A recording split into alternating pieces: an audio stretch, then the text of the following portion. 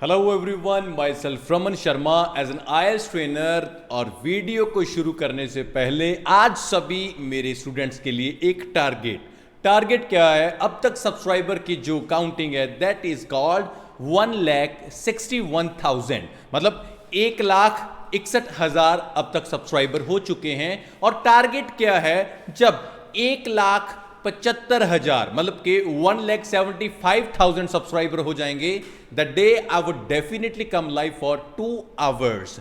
तो ये टारगेट है। आपने अपने दोस्तों मित्रों किसी से भी चैनल को सब्सक्राइब करवाइए और जल्दी से 1,75,000 मतलब कि कम से कम 11,000 सब्सक्राइब का जो टारगेट मैं लेके चला हूं, जितनी जल्दी आप करोगे तो डेफिनेटली उतना जल्दी मैं आपके लिए लाइव लेके आऊंगा। और जो बच्चे मतलब किसी इंस्टीट्यूट में नहीं पढ़ते तो डेफिनेटली वीडियोस उनके लिए बहुत ही वैल्यूएबल होने वाली हैं। और एक बात नहीं करने वाला हूं कि अगला बैच में अपने बेसिक की वो एक डेट अनाउंस करेंगे। इट मे बी 1 जून और जून से थोड़ा बहुत 1-2 दिन ऊपर नीचे हो सकता है। तो definitely within 1 or 2 days we will definitely announce the date of spoken English और बेसिक। ये कंप्लीट एक बैच दूंगा जिसमें आपको कंप्लीट सारी की सारी चीजें मैं टीच करूंगा। तो ये रही एक साइड की बातें। और आज का टॉपिक बहुत टाइम के बाद मैं टीच करने वाला हूं, that is called IELTS writing task 1। क्योंकि राइटिंग टास्क 2 मैंने बहुत पढ़ा है और बहुत बच्चों ने पढ़ा भी है, मगर राइटिंग टास्क 1 में बहुत बच्चों को डाउट है। तो डेफिनेटली वो डाउट मैं चाहता हूं कि आज एक एक स्टेप से आपको क्लियर कर दूं। और डेफिनेटली जो टाइप है दैट इज कॉल्ड मैप। बहुत बच्चों को डाउट होता है कि सर समझ नहीं आता, करना कैसे है, कैसे नहीं करना। तो ईच एंड एवरीथिंग मैं आज आपको पढ़ाने वाला हूं और उम्मीद करूंगा कि वीडियो अच्छा लगे तो लाइक जरूर प्रेस करना। So without wasting a time आइए बताता हूं कुछ ऐसी चीजें जो आपको ध्यान में रखनी है राइटिंग टास्क का मैप करने के लिए। So let's go. We have statement और आप सबको पता यह होना चाहिए कि 20 मिनट हमको मिलते हैं लिखने के लिए, दैट्स फाइन। यहां पर एक स्टेटमेंट दी हुई है, इट्स ओके। 150 वर्ड्स होते हैं और 3 बैंड स्कोर होते हैं। राइटिंग टास्क 1 के ओनली 3 बैंड स्कोर होते हैं। ऐसा नहीं है कि राइटिंग टास्क 1 में मैं आपको बोल दूंगा कि 9 में से 9 बैंड ले लो। राइटिंग टास्क 1 और 2 दोनों को मिला के 9 बनते हैं। राइटिंग टास्क 2 के होते हैं 6 और राइटिंग टास्क 1 के होते हैं that is called 3 band score. तो आइए क्या है मैप और इसको कैसे करना है सॉल्व, बहुत ही आराम से अच्छे तरीके से समझाता हूं। देखो कम से कम क्या होता है, मान लीजिए यहां पे दिया हुआ है ग्रेंज पार्क 1920 का और यहां पे ग्रेंज पार्क टुडे। मतलब ये हो गया पास्ट का, ये हो गया प्रेजेंट का। ये तो बात क्लियर है ना। और दूसरी बात, देखना कैसे, how is it possible you people would be able के सर ग्राफ जो हमारा मैप है इसको कैसे देखना शुरू करें। एग्जांपल देता हूं, एक साइड से चलते हैं।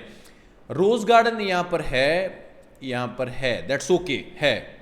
सीट्स यहां पर हैं और क्या हुआ, यहां पर नहीं है। एंट्रेंस है, एंट्रेंस मतलब सेम है। और यहां पे एंट्रेंस है, यहां पे भी सेम है। यहां पर फाउंटेन था, एक फुहारा होता है जो फाउंटेन, उसकी जगह पे ना यहां पे रोज गार्डन देके ना सीट्स डाल दी हैं यहां पे, दैट्स फाइन। यहां पे रोज गार्डन था, अब क्या किया, यहां पे कैफे बन गया, चेंज हो गया। पॉन्ड एंड वाटर प्लांट्स थे, यहां पर चिल्ड्रन एरिया बन गया, मतलब चेंज हो रहा है ना। तो यहां पे सीट्स थी, सीट्स उठ गई। यहां पे ग्लास हाउस हुआ करता था 1920 में, मगर यहां पे अब वाटर फीचर डाल दिया। और एंट्रेंस है जो ना अंडरग्राउंड कार पार्क की, वो एंट्रेंस भी इसमें डाल दी है। एक यहां पे एंट्रेंस थी, एंट्रेंस यहां पे भी है। सीट्स थी यहां पे, सीट्स यहां पे उठ गई। रोज गार्डन था, रोज गार्डन उठ गया।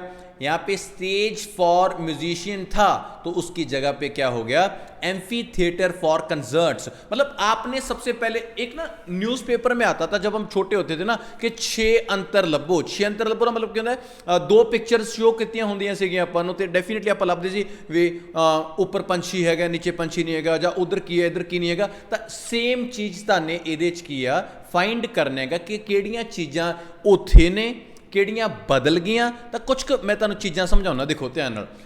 ਪਹਿਲਾਂ ਇੱਥੇ ਚੀਜ਼ ਹੈਗੀ ਸੀ, ਹੁਣ ਉਹਦੀ ਜਗ੍ਹਾ ਤੇ ਕੁਝ ਹੋਰ ਚੀਜ਼ ਬਣ ਗਈ, ਰਿਪਲੇਸ ਹੋ ਗਿਆ। ਪਹਿਲਾਂ ਇੱਥੇ ਕੋਈ ਚੀਜ਼ ਹੈਗੀ ਸੀਗੀ, ਉਹਨੂੰ ਢਾ ਕੇ ਉਹਦੀ ਜਗ੍ਹਾ ਤੇ ਕੋਈ ਚੀਜ਼ ਵੱਡੀ ਕਰਤੀ ਜਾਂ ਛੋਟੀ ਕਰਤੀ। ਪਹਿਲਾਂ ਇੱਥੇ ਕੋਈ ਚੀਜ਼ ਹੈਗੀ ਸੀ, ਉਹ ਚੇਂਜ ਕਰਕੇ ਕਿਸੇ ਹੋਰ ਜਗ੍ਹਾ ਤੇ ਚਲ ਗਈ। मतलब किसी चीज़ को ढा के बनाता, किसी को वड्डा करता, किसी को छोटा करता, किसी की लोकेशन बदल गई, तो बस मैप इसी तरीके नाल हुंदा है। तो आओ कल्ली कल्ली चीज़ को मैं क्लीयर करदा। सब तो पहला स्ट्रक्चर के फॉलो करिए कि साडा मैप है जिहड़ा वो बहुत वधिया तरीके नाल जावे। तो स्ट्रक्चर साडे कोल की है पुੱਤ, आ चैक करो। सब तो पहली चीज़ क्या है, that is called a introduction. तो एक गल याद रखो, इंट्रोडक्शन हाफ बैंड दी है।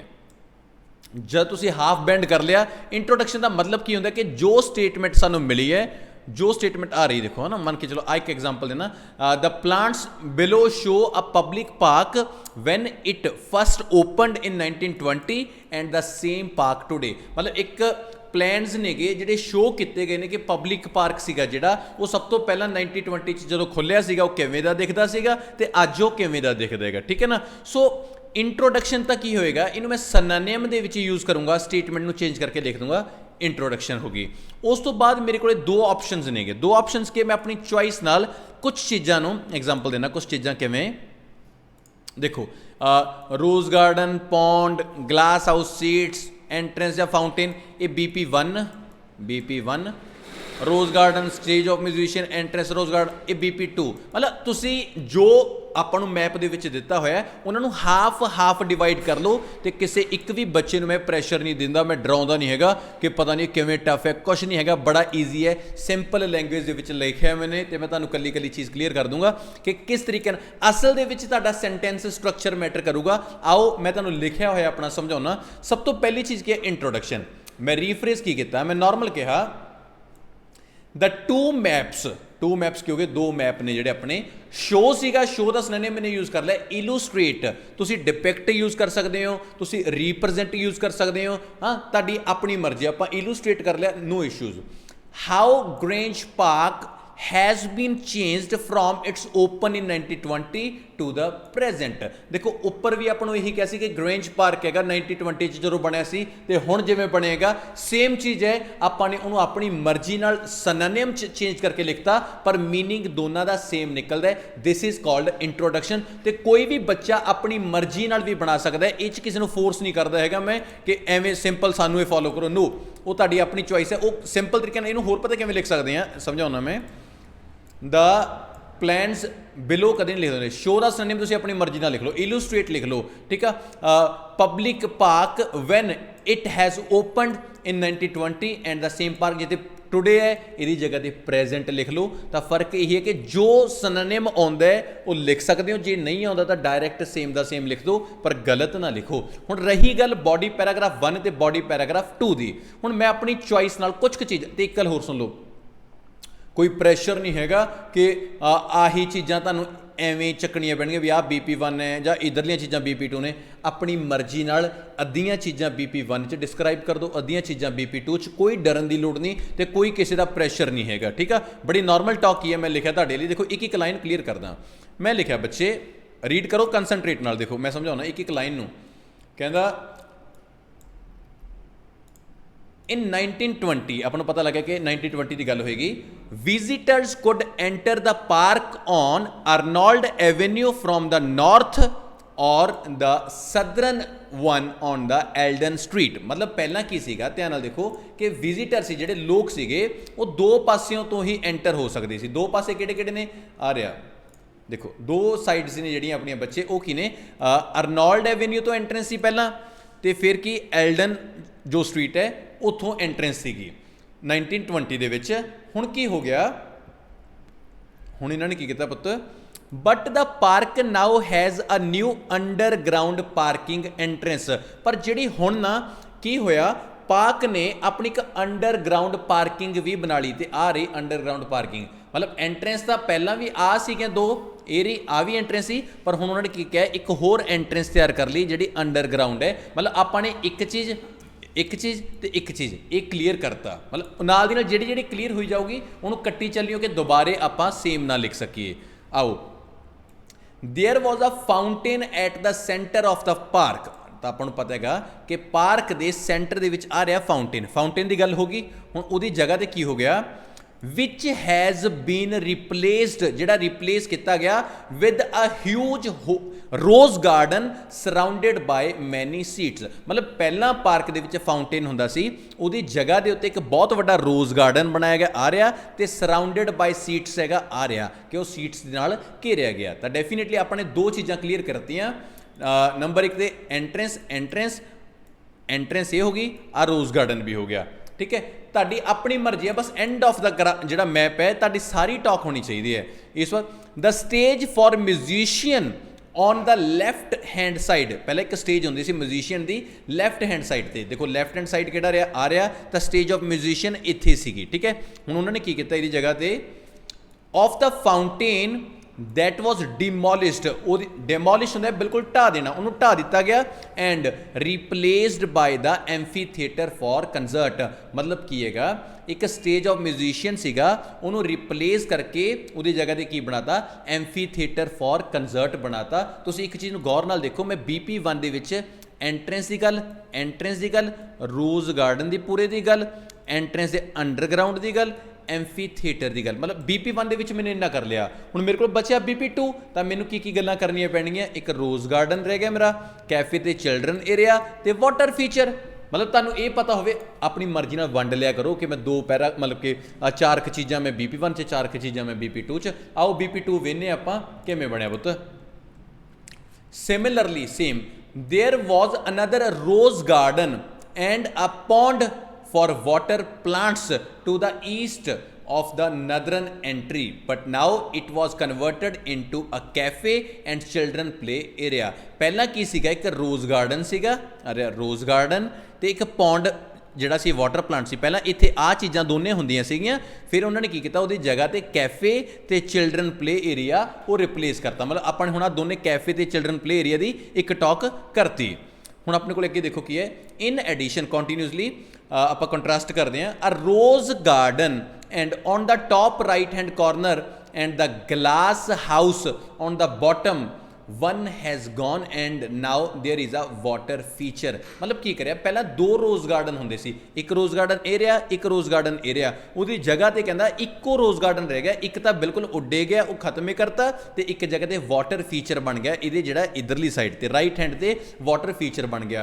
आपां की कीता पुत्त, मैं तुहानूं कलर चेंज करके देना, black black black black, that is called, जिन्ना मैं ब्लैक च कीता ये होया बॉडी पैराग्राफ 1, ये